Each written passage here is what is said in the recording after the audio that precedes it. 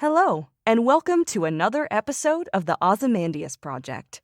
Trireme Transit, the newest and most reliable state-of-the-art time-traveling transportation service, is now boarding for all new and returning passengers. Now departing, present ponderings. Next stop is Ancient Odyssey. Hey everyone, and welcome to episode 6 of the podcast. I want to quickly thank all of you for sticking with me through the first couple months and 5 episodes of this fun experiment in podcasting. So, to start off the new year, I wanted to reward you all with a very special bonus episode featuring none other than Grey DeLisle Griffin, a prolific voice actress and the voice of 80% of your childhood if you were born in the 90s. I was so excited to connect with Grey and overjoyed that she was able to do the podcast. While she's not an ancient studies scholar, we talked about stories she heard growing up, more contemporary mythology, and yes, dished a little on politics. This episode is a little more all over the place, probably than usual, as a result of my excitement and nervousness, and also as a result of me recording the episode at 1 a.m. when my ADHD brain is not always my friend. Chatting with Grey was such a fun experience, and I really hope that all of the Avatar the Last Airbender fans really enjoy Azula's poetry reading. Take care. I hope everyone is staying safe during this pandemic winter, and I will speak to you all next time. Okay, so first of all, I just really wanted to say I was so excited that you were able to come do the podcast. So thank you. Oh, I'm so happy to be here. This is great. First is the first one. First. No, not the well, first. You're not the first, but just pretend I'm like someone you want to impress that you're doing it with, and just be like, you're the first. I've never done anything like this before. This is so weird. Technically, you get to be the first bonus episode that I show people when they're like, do you actually talk to anyone who's fun and actually amazing or interesting, or do you just talk to boring stuffy people? No and I'm like, pressure. I got to be your one fun episode. Okay, I'll try to do that. Oh, no, it's totally fine. It's okay. You're naturally fun. But yeah, so I want to just jump right in and ask you then. So obviously you're not from some of the more super academic background people that I've spoken to, which is great because this is perfect, because this is going to help me connect the more contemporary mythology, contemporary storytelling and media aspect to kind of the ancient stuff, which will kind of blend nicely. And I'm really going to use this to really just sort of get a more modern audience to come and sort of relate to all this stuff. So I just really want to start by asking, did you have any favorite childhood stories that you grew up with, whether they were mythological or fairy tales or just anything? My grandma told all kinds. My grandma's Mexican, and she told all kinds of crazy stories about I thought it was just my grandma making up, because she said it was in her town or whatever, but there's a Mexican myth called La Llorona about this lady that, in my grandma's, I'm not sure if my grandma's is then I had an Irish grandma who talked about the banshee, and they were very similar, just a scary lady, and La Llorona was going to get us, and the banshee was going to get us on the other side of the family, so I was always scared of weird old ladies. But yeah, my grandma told the story, and I'm not sure if it's a mixture between my grandma's memory and the myth, but that there was this lady in her town that was really beautiful that was having an affair with this young guy, and I think she got pregnant and then tried to get rid of it because she was kind of old, and the kid was a kid, he was 18 or something, and then I guess she was the town shamed her, everyone hated her. This might be something that actually happened in my grandma's town, because this sounds not like a myth. But anyway, but then she poured gasoline on herself and lit herself on fire and walked down the street of the town to show them that she, I don't know, it was kind of, and she died, of course. But grandma said she remembers that from when she was little, and I was like, oh. But then that kind of mixed into my head with La Llorona, so I don't know if what's what. I need to look up La Llorona. But and then what other myths do we have? Grandma told all kinds. Grandma had there was a lot of Native American aspect. My grandma's grandmother was an Azteca Indian, so she had my grandma would talk about putting the animal fat in her hair, and she wore skirts like Native American women, like, you know, the squaw skirts and everything. And she had all these weird things, like if she was looking at a cute baby, she's like, oh, I don't want to look at that baby too much because I'll make it sick. And I was like, what? And she's like, yeah, if you look at the baby too much, it gives it the evil eye and it'll make it too sick. And so don't look at cute things. And I was like, okay. You know, and then if I'd get sick, she would like crack an egg and do the stuff where she like rubs the egg on your stomach, like she rubs the egg on your stomach in the shell, you know, then she like takes the pain, she takes the sickness out, then she like cracks the egg and like gets rid of the sickness. It's very strange. I don't know. But there were a lot of like things like that, like little like Native American, but I guess they wouldn't be Native Americans. They would be Azteca like traditions that she would kind of bring in. But anyway. But that sounds really fun. I mean, it's fun to hear, just kind of like, okay, well, what did this person grow up with? Or this person, you know, did you have like that very vanilla, oh, I grew up with, you know, Disney and just like the perfect fairy tale over here, then, you know, who had the more like violent myths growing up? Yeah. It's a really fun mix. Still things that I see, like if you saw a bird die, it meant like somebody close to you was gonna die. My grandma said that she was like sweeping the stairs and a little bird like sputtered near her and fell into, and she said I put my hand out and the bird just like fell right into my hand, and I was like, oh, my grandma. So she said she went like raced to her grandma's house and her grandma was on her deathbed dying. It was very weird. My grandma had a lot of like psychic type stuff. So even when her husband was cheating on her husband cheated on her all through my mom's childhood. And my grandma was like, I always knew where he was because I just know where he was. So she's like, I would be mowing the lawn or something. And I was like, why is he's at the bowling alley? He doesn't even bowl. And then she's like, I'd get the kids in the car and we'd drive to the bowling alley. And there he was at the bowling alley. And I'm like, but then if I liked psychic stuff, I'm like, oh my God, she's like, oh, it's on. That's a bunch of. That's not true. That's so silly. And I'm like, but you have it. How could you think that? She's like, yeah, but I don't like make money from it. And I'm like, yeah, but you don't think anybody else could have it? You could make money from it. Anyway, but yeah. Oh my goodness. Grandma had it too. The one that died, like my grandma's sister married very young, like she was like 14 or something. She got married to this guy that was like a total jerk and beat her up and everything, but they didn't know that he beat her up. But her grandma woke up one night and said, we have to go find Josephine. She's got a baby and she's like badly beaten up and she's standing under this highway sign and we have to go find her. And so they got into the car, which my grandma said was like an old Model T, and they were trying to drive it, and the grandma was just going, okay, turn right here, okay, turn. And she like felt her way to like, and it was like, you know, an hour away or something they were driving, and she said her mom was like, Mom, this is ridiculous. We got to turn back. I don't know if we know where she goes. She's like, we're close. It's under a sign with like a 6 and a 2. And like, I mean, she was like, she gave her the numbers and everything. And she said, all of a sudden our headlights came up and there was a sign, and there was my sister standing under the sign with a baby beaten up. And we just put her in the car and took her home. Oh my goodness. Oh, I know. Oh my gosh. And the numbers were on that sign, the numbers that her grandma said. So it's crazy. Yeah. I love different superstitions because, I mean, superstitions have to come from somewhere, probably mythological. I mean, like anything. Yeah.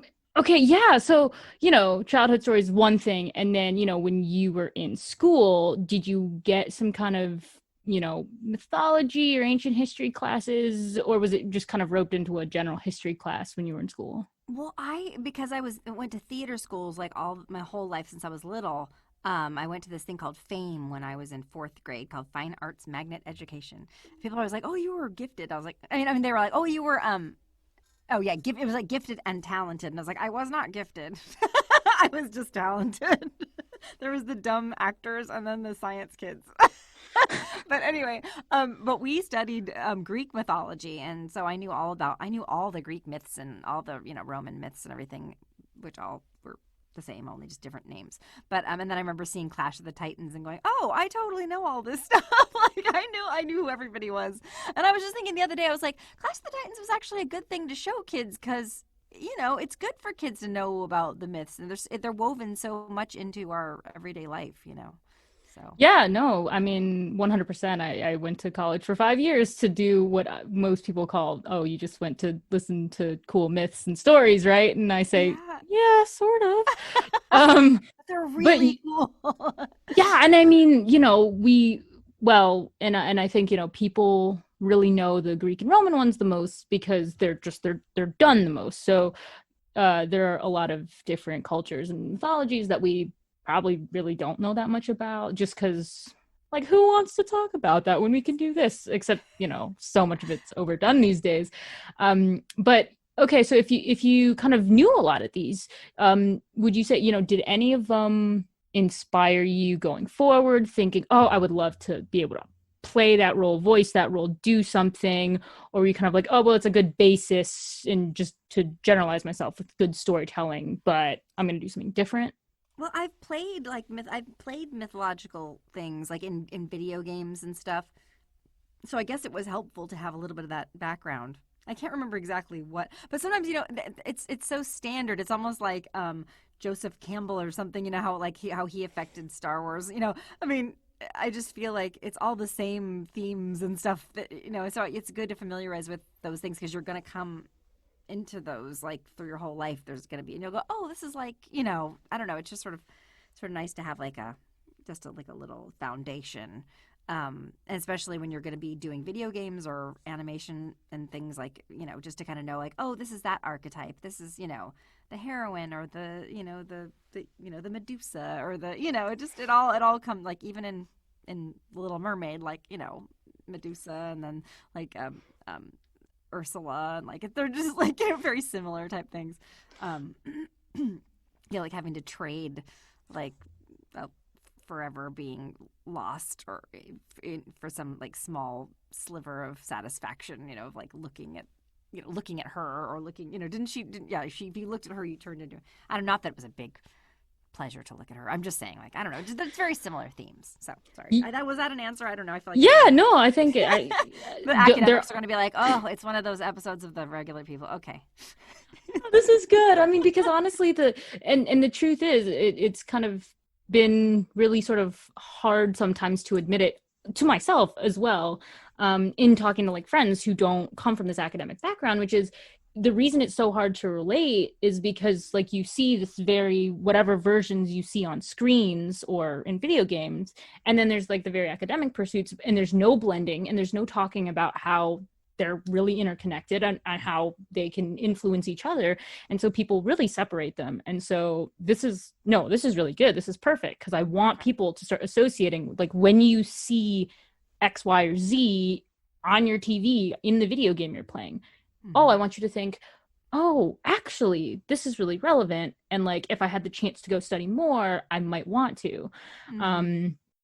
And I love how you mentioned Clash of the Titans because that was one of my favorites as well. Although the newer quote unquote version, the 2010. I've never seen the 2010. Oh, really? Okay, because it came out. What was it? Oh, yeah. So it came out in 2010, and I was a sophomore in high school, and so I'd seen like the original from what is it, 70?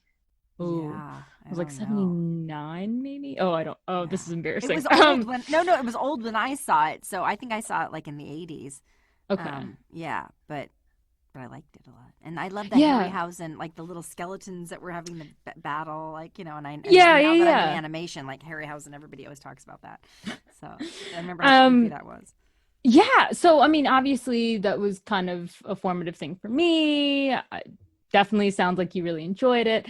And so just coming also from admiring things like that, and then having gone into for your career, being able to sort of be able to voice certain characters, either mythological or even if they share a name, sometimes you think back to like the mythological origin of them, and does that kind of inform how you think you're going to approach somebody? And an example of this I would say is kind of like, I just find it funny that, you get to voice Daphne in Scooby-Doo, which is like a fantastic thing. And I'm also like in the back of my head, Daphne, that's such a mythological character. I love the myth of Apollo and Daphne. I wonder sometimes, is she playing Daphne because like, in any way, shape or form related to that Daphne, or is it completely different and is just a name? Well, I've been playing Daphne for like 22 years or something. And I remember there's a Greek restaurant called Daphne's in the Valley. And I missed that myth. Like I remember going, oh, Daphne, that's weird. And then I was like, my friend's like, yeah, like it's a Greek, and I was like, oh yeah. And is that the Aphrodite? Is she the Aphrodite counterpart, or what is she like? What? So I'm not super familiar. Yeah. Yeah. So Apollo and Daphne, it's one of the. I don't know. Is she like the Athena, or what is she like the Roman? No, so she's a nymph. And Ah, so with the gods mostly like falling in love with humans, nymphs, whatever, you name it. yes. Got Yeah, Zeus so to fall in he love with. so he really liked her. Well, it started because he made fun of the god of love, Eros. He was like, ha ha ha, you shooting people with love arrows. That's so stupid. Yeah. So obviously Eros is like, okay, I'm gonna get back at you. So he shoots Daphne with the rejection arrow where she will never love Apollo. And he shoots Apollo with an arrow of love where he falls madly in love with her. And so he like Ah. chases her around. She's always rejecting him until finally to like escape. She like goes and then she gets turned into a laurel tree, and then because he's so taken with the beauty still of this tree, that's why he takes on the laurel as one of his symbols, because he essentially like Ah. breaks her body as a tree and like puts it on. And so Oh, I didn't know yeah. that. See, I'm learning here. Yeah. Yeah. Okay. Yeah. The nymph made Zeus fall in love with. Was it Hera that made the guy who she dipped in the river Styx, or there was like a human that got. Yeah, so that's Achilles. Yes, the Achilles heel. Yeah. That's just, why. Just that's why afraid of dying. dying. Yes. Yeah. She was pinching him on his heel when she dipped him into the river. Yeah, but his mom was Hera. No, he was the son of Peleus and the nymph. Oh goodness, this is so embarrassing. Okay, it's 1:30 a.m. here, so if I can't remember her name, it's exactly Thetis. Sorry. Oh wow, that was embarrassing. Classic Hobbs. Right. Yeah. So he was the son of a mortal father and a divine mother. And, a divine mother and a mortal father. Okay. But and so she was like, my son he is like, he needs to be protected, and I'm just scared, so I'm gonna dip him in and hope that he's impregnable, and then dies. The old heel. But yeah, I mean, okay, so I know you've done so much in your long career, so I'm not going to be able to go through and like pick out individual ones. I am so sorry. But I even though you've done so much, are there any dream roles still that maybe have any basis in mythology that you would love to take on? I think I saw you were like tweeting about Elizabeth Taylor the other day, and I was like, love to see Grey as Cleopatra. But oh my God, I cut my hair once, like just like maybe a year ago or whatever, like that, and I had my bangs, and my friend's like, oh, my friend goes, oh, you look like Elizabeth Taylor, and then my other friend once said, well, she has been married a lot. And I was like, anyway, but oh gosh, I love that. I love that whole 60s style. So I'm always wearing. That's why I've got my fake eyelash, just because I was doing my TikToks. My son made me do TikToks, and they're fun. Like I never was on them, and he's like, Mom, we should do it.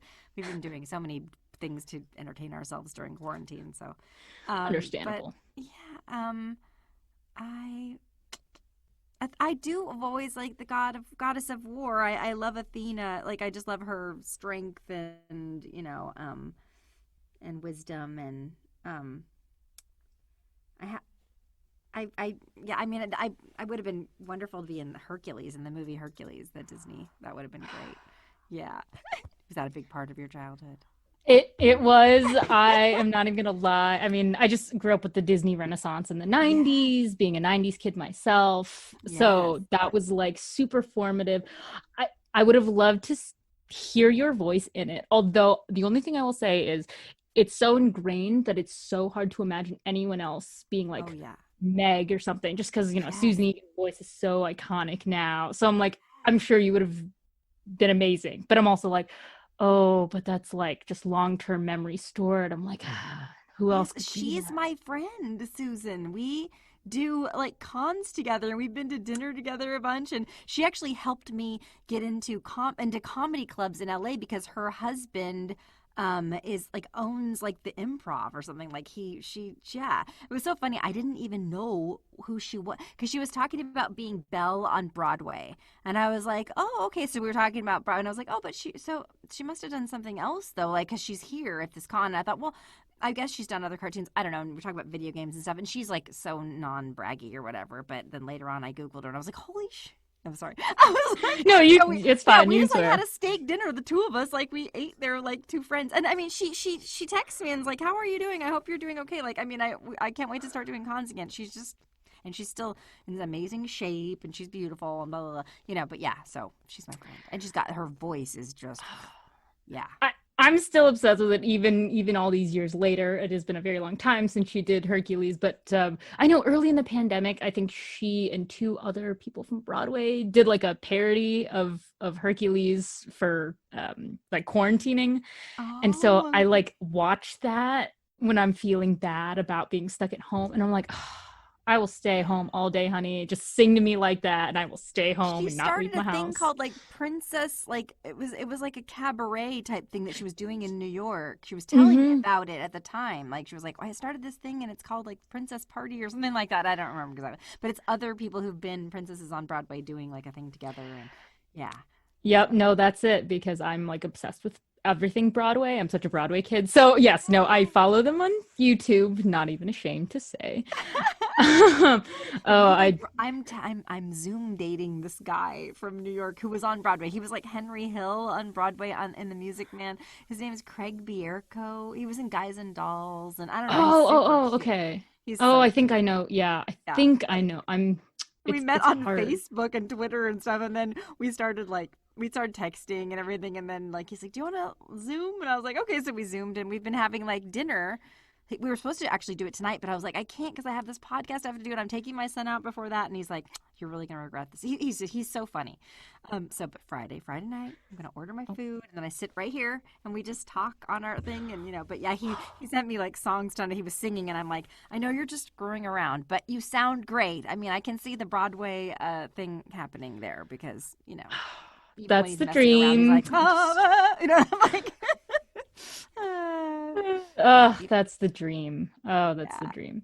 I knew I was going to be all over the map with you. This is just like, I'm sorry, my ADD brain just like takes me out sometimes. I have and then the I'm same like, thing, so I get it. I totally understand.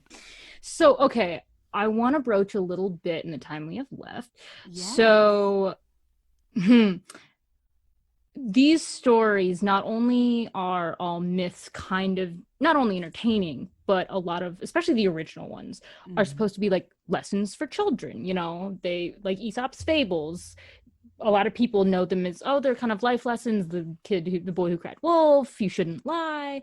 And I think a lot of people don't realize like a lot of those fables were also originally like Greek myths and Greek lessons that someone more contemporary was like, I'm just going to make it updated a little, use names that are easier, but still convey a message, like a really important one. And so kind of with that though, not only have they gotten to be more like lessons for people, especially kids, with the way modern storytelling has been going, and since you've been a part of that for years now and you're still in it, and as you see it progressing, you know, do you feel that a lot of these stories have become, or maybe have always been, inherently political as well as just sort of life lessons? Or do you think there can be such a thing as just like non-political or, you know, message-driven, just fun? I was just thinking tonight, I mean, just about how do Republicans watch movies and not go like, oh, wait, we're the villains? I mean, because it's like, I just don't understand. It's so clear. Like, just, you know, like even I was talking about The Lion King, and I was like, this is what we did. We just went through this. Like, people are starving. Like, there's barren wasteland. Like, and this guy is not a good leader. And all these hyenas are like, ha. And then, of course, you know, then when he's not when he's not serving their needs anymore, then they're like, you know, attacking him, you know. And I mean, just like these Republicans, you know, I don't know. I was telling my friend, like, I was like, God, The Lion King, you know. And then also there was all this rain that happened when Biden finally won. Like, we had like torrential rains here, and I was like, oh my God, it is The Lion King. It's The Lion King. And then I also was like, then also like all my friends, like any trans friends I have, or like gay friends or people of color or whatever, they were like so happy that, I mean, I was happy too, but as a privileged white woman, I mean, I can only be so happy.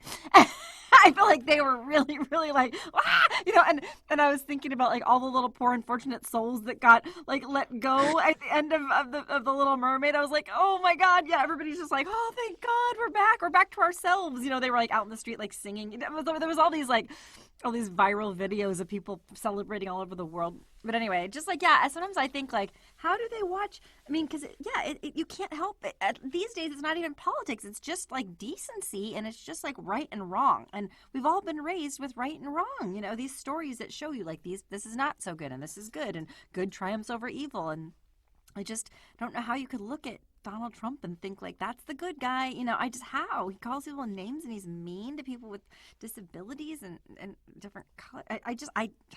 Anyway, I just don't know how. I've tried, like, I'm like, let me see how it is that they could see. Because I know this, some people, I'm like, they're not dumb. Like, how can they? I don't know. I was also, my friend's wants to watch A Wonderful Life when he's like, well, I just never seen It's a Wonderful Life. You know, we should, like, watch it in tandem, like, put the movie on and we can watch it. And I was like, oh, you haven't seen that? And then I was like, how do Republicans watch that movie? Because it's like a holiday classic. And how do you not know that you voted for Mr. Potter? Like, how do you, it's so clear. Anyway, I was thinking that earlier. Yeah, no, I mean, I think it's completely relevant. And I think, well, you know, you've done so many, I mean, I know you tend to steer toward a lot of cartoons, which yay, because great for kids, like me growing up. So, you know, I'm sure there have been a couple, but I can't think of any that have been like, oh yeah, Gray took on like a really political role or like something that was really heavy. But I will say the one that I think a lot of my listeners are very excited about is Azula, since she, to me, seems like kind of the most openly, aggressively political of all of them, right? I mean, yeah. You know, I think she'd be a better president than Trump, too, I have to say. At least she's really smart. Well, at least she's she smart. is. She's brilliant. She's brilliant. I don't think she would have gotten the Fire Nation into all kinds of trouble all over the world. I think that maybe they might be more feared and respected, not just completely become a joke. Even though, I mean, we know she's a psychopath. But, I mean, that aside, I think she might have, I don't know. I think she would have made smart political decisions and not, she probably would have hurt a lot of people too, though. But yeah, that's terrible. Well, I mean, as Trump the hurt person, a lot of people too, and lost our respect all over the world. So yeah, I mean, and as the person who brought her to life, you know, I just want to, you know, get your take on it. Do you feel that she was driven mostly by the political ends of her kingdom, her father, the fact that her father was like this raging authoritarian, like I don't really want to call him a fascist because he wasn't like, you all have to be purely Fire Nation, but he was still like imperialistic. Mm-hmm. And we see over the course of the whole series of Avatar, like, yeah, she very much wanted to like help her father, get her father's love, especially since, you know, her mother's absence and calling her a psychopath really my made own mother thought I was a monster. She was right, of course, but it still hurt. I think her whole thing is just like mommy issues, and like also like just I know like, you know, my grandmother was an immigrant and it was just like hard to impress her. I just feel like I had to impress her all the time, and I just feel like I wasn't. I mean, even though I know I was good enough, and I know that to like other people she bragged and everything, and she did like praise me a lot, but sometimes I would think like I have to do extra to make her happy. Like, you know, I have to be better. I don't know. I'm just like, and also almost live up to what she thought of me too. But I think that for Azula, it was all about like, I think it was that she's got a huge competitive thing, and because her parents pitted her against her brother, like, you know, it's just so unhealthy. I really, with my own children, I never say like, see, your brother's doing this, why can't you do that? You know, I mean, I just feel like that's so unhealthy. It just like causes the kids to not get along. I always say like, you guys have each other in this world. That's who you have. Like, you know, your siblings are very important. They're always going to have your back. You know, you have to, you know, just, you only get one, you know, that you're only going to have these two brothers, you know, or whatever. And you guys have the same experience, and I try to bond them rather than like make them hate each other. And I feel like so many parents are like, why can't you do like this like your brother? Why can't you look at he's doing it? Why, you know, just I try not to do that. Yeah, I feel like she just was she just wanted to just impress her parents or like get love. I think she just was such a lonely person. Even with her friends, she couldn't even like just have friends. She didn't trust it. Like, trust is for fools. Fear is the only reliable way. It's like, oh, that's so sad. Like, why can't you just trust people to be your like in your life? Or like yeah, no, I threatening Chan, like, you know, like because she couldn't flirt with him, she was just like, you know, like all I know is to conquer things. You know, I can't just. Yeah. What an iconic scene. Her trying to flirt. I do, it's moments like that where I'm still like, you're still a person. I still actually genuinely feel bad for you. I know. She was. Yeah, that's the best villain is when you feel like, oh, you've got problems. You're where they're not just like completely like, ugh, just I don't know. I like when people play villains that you can kind of feel bad for too, because.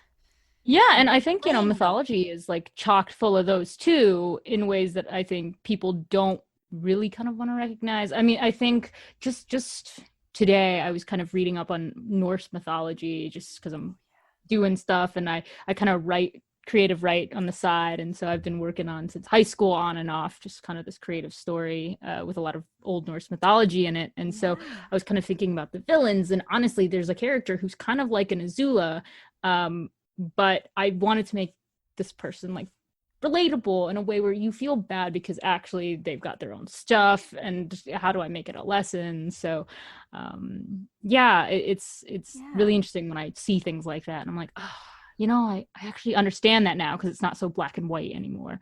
When you play a villain, it's important to play them like believe in what they want, like, because they're not trying to. I mean, in their eyes, they're not bad, So you have to get inside and just think like, well, I'm not going to play this like I'm a bad person doing bad things. It's like, no, I want to do this because that's what my motivation is. I need this or that, or I want the love of this person, and I really need to do this for my own happiness. You can't be like, I'm just going to go be villainy and hurt people. That's like a ends up being very like one-dimensional, like villain portrayal. Yeah, and I think one thing that I really loved about the show, honestly, was not only did it just have good writing, but the fact that there was such care in creating this world and these characters, also putting them in a culture that really was kind of starved for representation, especially for the years that it came out. I think it came out in 2004, 2005. And most people, you're not going to spend too much on making shows that show a lot of Asian and like Inuit cultures. And so I think putting like relatable issues and people in that world, in that culture, it did wonders for representation for young people who might look at that and be like, oh, look, okay, there's something for us too. And really that show hit me in so many different ways, especially because of the fact that these are cultures and people that I don't think would have really had any attention paid had it not been for film, for media.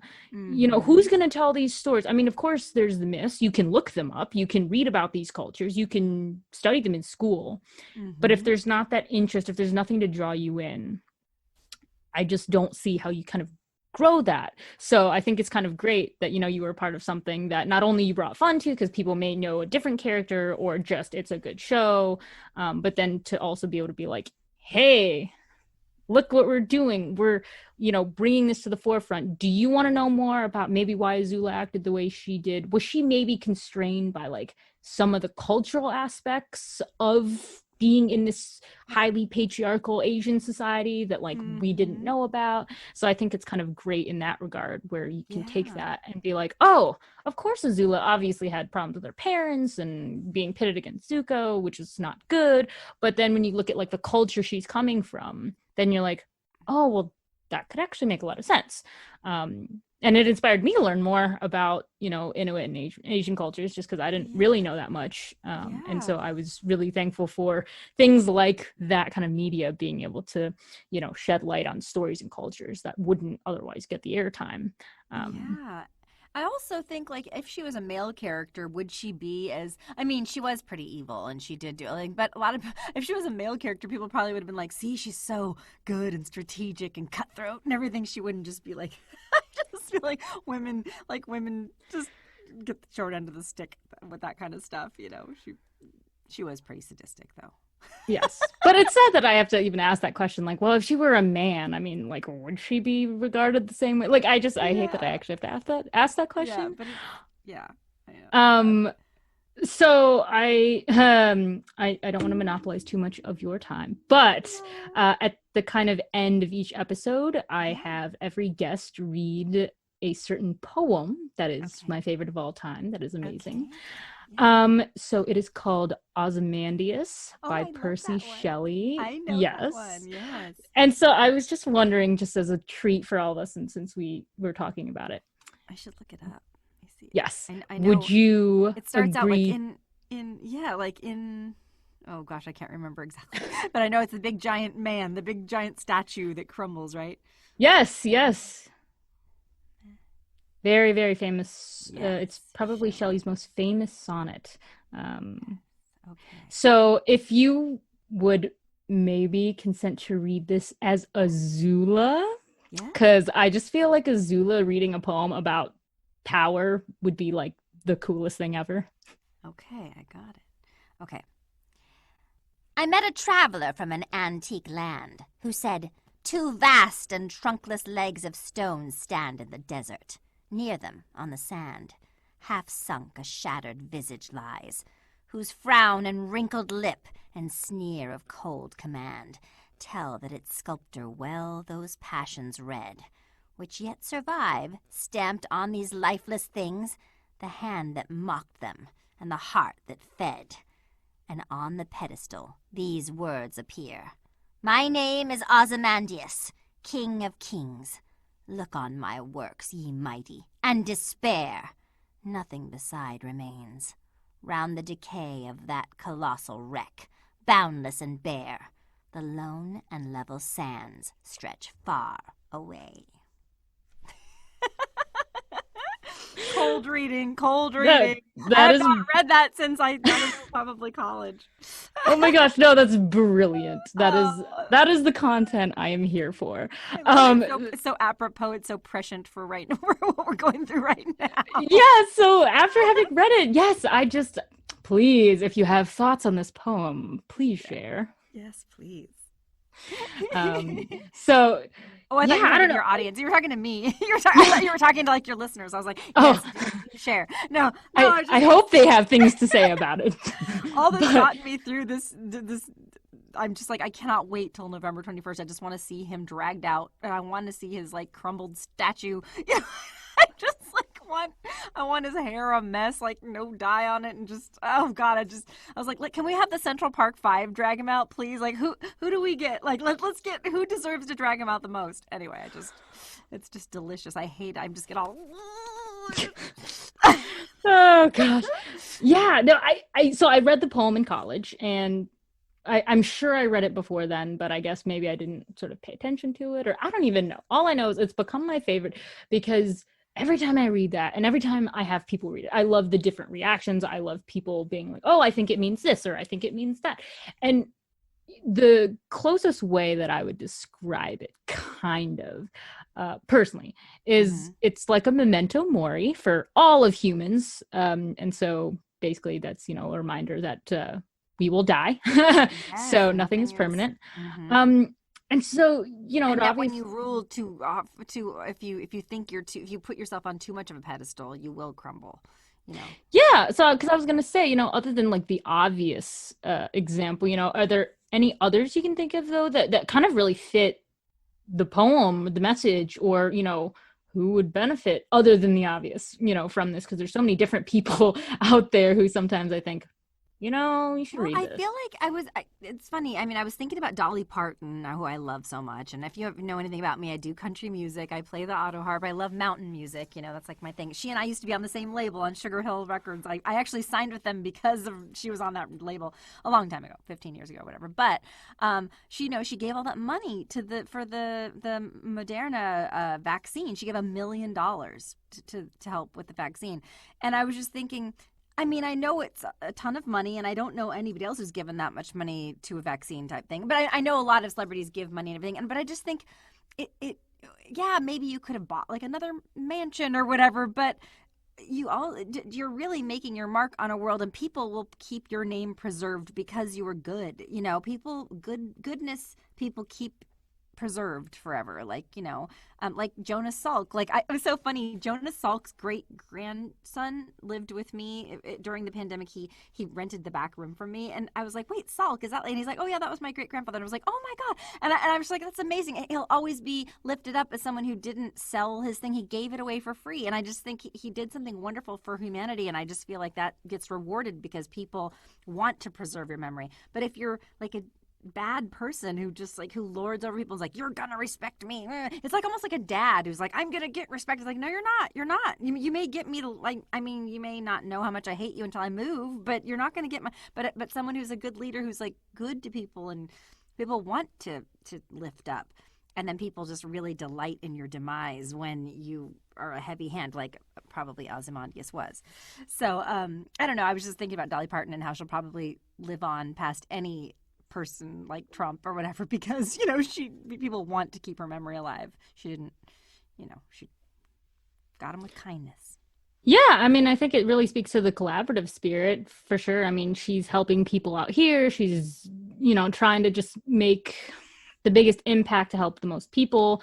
And a lot of times when you think of just Ozymandias, you could think of, like an abandoned casino in Atlantic City that just run down, and you're like, wow, we thought that was gonna there's a little university be there next to it that owes a bunch of money to the government, and then there's like some stakes rotting on the beach. Anyway.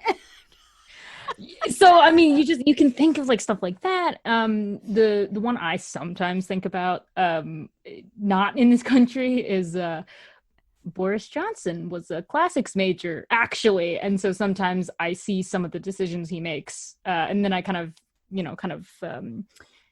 nudge my friends in the UK, and I'm like, so how's it going over there? This man's supposed to be like really smart, right? Like helping you all out. I mean, he's a classics major. Yeah.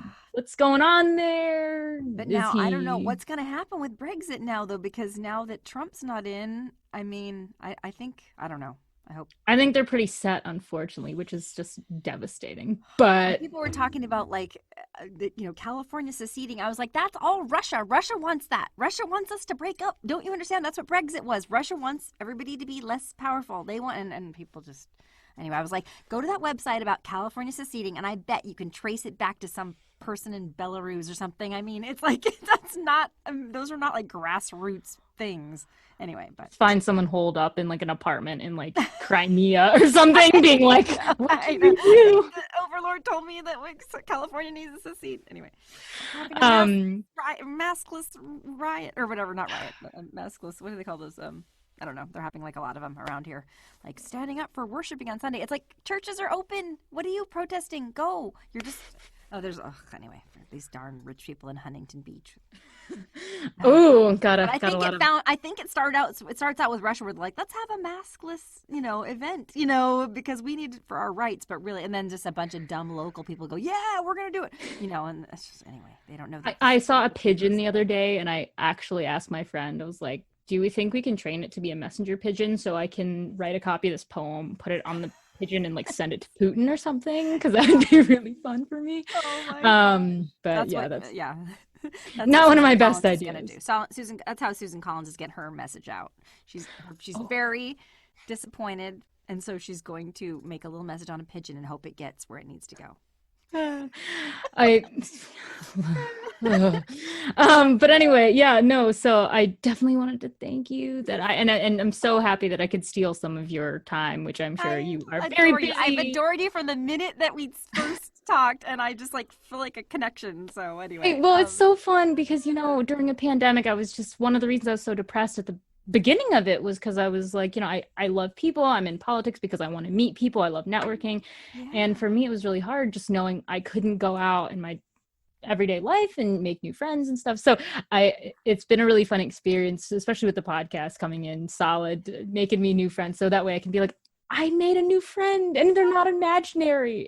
Let me know when it airs, and when you need me to like publicize it, I'll tweet about it and all that stuff. Please do. Run for something someday. I will go to your rallies and tell people that I knew you when, and that you're on the right side of history. Yes, that would be great, because I don't want to commit to any public office aspirations. That's like the big no-go in politics. But I will I'll keep buy that you a in cute mind. white cape like AOC's and just like, we'll go to we'll go to Zara and just like clean that place Yes. out. Yes, please. Gotta get me a lot of reds, Like I'm not Oh trying to be yes. Azula, but like I got the black hair. Yeah, Reds you're just look so good with you my skin tone. So good. I need some reds. Lucky. But yeah, so it's been amazing to just be able to make a new friend and be able to talk and have fun during all this age of uncertainty. And but it's the holidays, so we should all be happy and not Yes. I depressed. decorated So tonight. I finally decorated. I put my tree up. I know it's early, but I'm like, I need it. We need Christmas early. We just need some kind of something. that's fine. My cousins put their tree up like 2 weeks ago. I put up my lights like 2 weeks ago because I was like, we need something to like, just yeah, I don't know. But look, my family's like Jewish, but I'm still all in the like I want Christmas lights and I will play Christmas music starting on like November 1st. 60% of my Jewish friends are just like, we have a Hanukkah bush. I'm like, okay. I like, I would have a menorah. I love candles. It's fine. Anything that's extra fun just makes it better. At some point, I got to tell you about this really fun menorah that I found at the store the other day because it's like so a Christmas cute. tree shaped menorah. No, it's a dachshund shaped menorah. Do you know that I'm like a dachshund nut? Like I used to have two and then one died and then I got my brother one. That was the dog we went and got in crazy Trump land. But yeah, his name is Iggy Pup. He's on Instagram. Iggy Pup is Iggy Pup the Doxy. Okay, so everyone listening, you have to go follow Grey and you have to follow her dog. Yes, Iggy. It's my brother's dog actually. He's super cute. Oh, my brother's super cute though. Iggy Pup the Doxy, yeah. Okay, yeah. so everyone go 20 years follow that. that. Me, so I'm not trying to be gross. My brother's young. It's okay. You know what? It's even though my 40-year-old friends are like, "Oh, how's your?" And I'm like, "Ew, get away." Anyway. Well, if you're listening, yes, follow Grey. She's amazing and wonderful. And watch out for her work. She's been in so much. She's voiced 80% of my childhood, if not 90% of my childhood. So if there's a cartoon to be found, she's probably in it. So keep a lookout. Thank you, Lexie. This was so fun. It was so fun. Trireme Transit is now departing ancient Odyssey. Next stop is Present Ponderings. I met a traveler from an antique land who said, 2 vast and trunkless legs of stone stand in the desert. Near them on the sand, half sunk a shattered visage lies, whose frown and wrinkled lip and sneer of cold command tell that its sculptor well those passions read, which yet survive, stamped on these lifeless things. The hand that mocked them, and the heart that fed. And on the pedestal these words appear. My name is Ozymandias, King of Kings. Look on my works, ye mighty, and despair. Nothing beside remains. Round the decay of that colossal wreck, boundless and bare, the lone and level sands stretch far away.